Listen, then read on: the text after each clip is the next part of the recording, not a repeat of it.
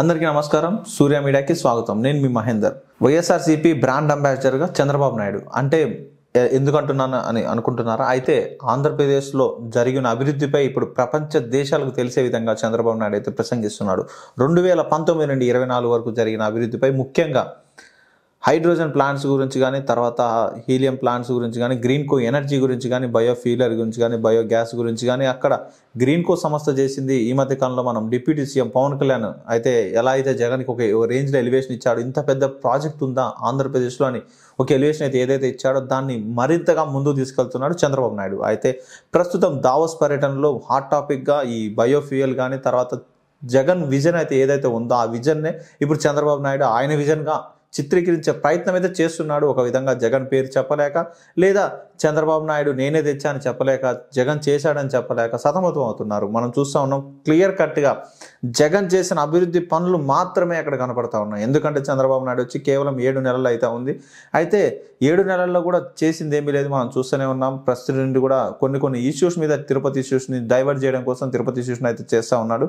అయితే ఆ సొంత మీడియా ఏదైతే ఉందో అది కూడా 2019 నుండి 24 వరకు కూడా జగన్ చేసిన ఏ ఒక్క పథకాన్ని కూడా ప్రజల్లోకి తీసుకెళ్ళలేదు. అయితే వైసీపీ ప్రజలు మాత్రం వైసీపీ జగన్మోహన్ రెడ్డి ఏదైతే సొంత సోషల్ మీడియా ఇండియాలో పవర్ఫుల్ ప్రత్యేక పార్టీకి అయితే ఏదైతే ఉంది అని అనుకున్నామో అలాంటి సోషల్ మీడియాలో జగన్మోహన్ రెడ్డిని సరిగా యూజ్ చేసుకోలేపాడు. ప్రతిపక్షంలో ఉన్నప్పుడు ఖచ్చితంగా వైఎస్ఆర్సీపీ సోషల్ మీడియా అంటే జనాలకి హడలు పుట్టించేటోళ్ళు.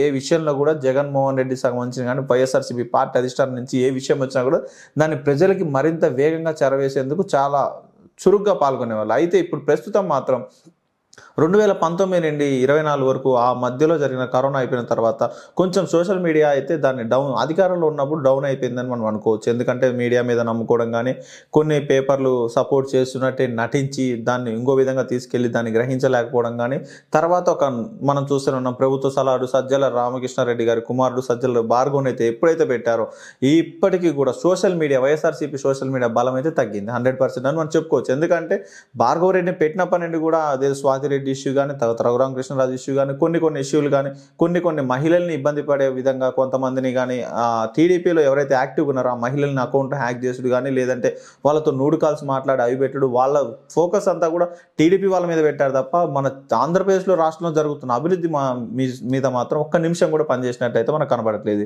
ఎందుకంటే ఈ మధ్య కాలంలో పవన్ కళ్యాణ్ వచ్చి చెప్పేంత వరకు కూడా ఆంధ్రప్రదేశ్ ప్రజలకి ఈరోజు మనం ఆ జగన్మోహన్ రెడ్డి చేశాడా, అవునా ఇంత పెద్దది ఉందా అని తెలుసుకునే దిగజారిపోయిన సోషల్ మీడియా ఏంటంటే వైఎస్ఆర్సీపీ సోషల్ మీడియా. కేవలం సజ్జల భార్గవ్ రెడ్డి చేసిన వల్లనే అని అనుకుంటున్నారు. చాలా మందికి తెలుసు సజ్జల భార్గవ్ రెడ్డి ఎక్కినప్పుడు కూడా సోషల్ మీడియా మీద చాలా మంది ఇష్యూస్ చేశారు.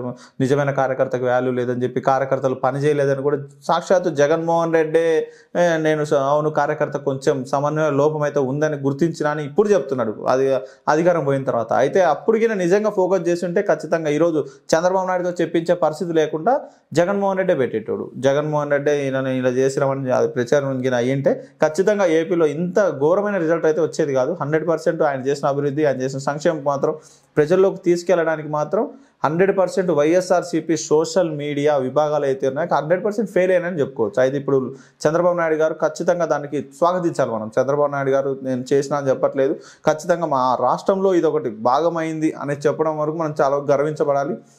ఇంకోటి ఏంటంటే మనం చూస్తూనే ఉన్నాం బ్రాండ్ అంబాసిడర్ అని ఎందుకంటున్నా అంటే బ్రాండ్ అంబాసిడర్ నిజంగా బ్రాండ్ అంబాసిడర్. ఎందుకంటే మనం కొన్ని ఫోటోస్ చూస్తే ఇప్పుడు రేవంత్ రెడ్డి కానీ, దుద్దిల శ్రీధర్ బాబు కానీ తెలంగాణ నుంచి వెళ్ళినప్పుడు వాళ్ళకి ఒక ఫోటో బాగా బయటకు వచ్చింది. లోకేష్ కానీ వీళ్ళందరూ స్వెటర్లు వేసుకొని ఏదో చేద్దామన్నట్టుగా ఏదో పెద్ద సమ్మిట్ కోసం చలికి తట్టుకోలేమని 88 వయసులో కూడా పెద్ద ఆయన చంద్రబాబు నాయుడు వయసు గలను కూడా మీద పెడి అదే ఎల్లో షర్ట్ ఏదైతే ఉందో మన చేనేత వస్త్రాలు ధరించి అదే వెళ్ళి మన ఆంధ్రప్రదేశ్ ప్రతిమను ప్రపంచవ్యాప్తంగా తెలిసే ప్రయత్నం అయితే అది ఒకటి చేశాడు. చాలా మనం అందరం కూడా సంతోషించాల్సిన విషయం అలాంటి ముఖ్యమంత్రి మన రాష్ట్రానికి ఉన్నందుకు.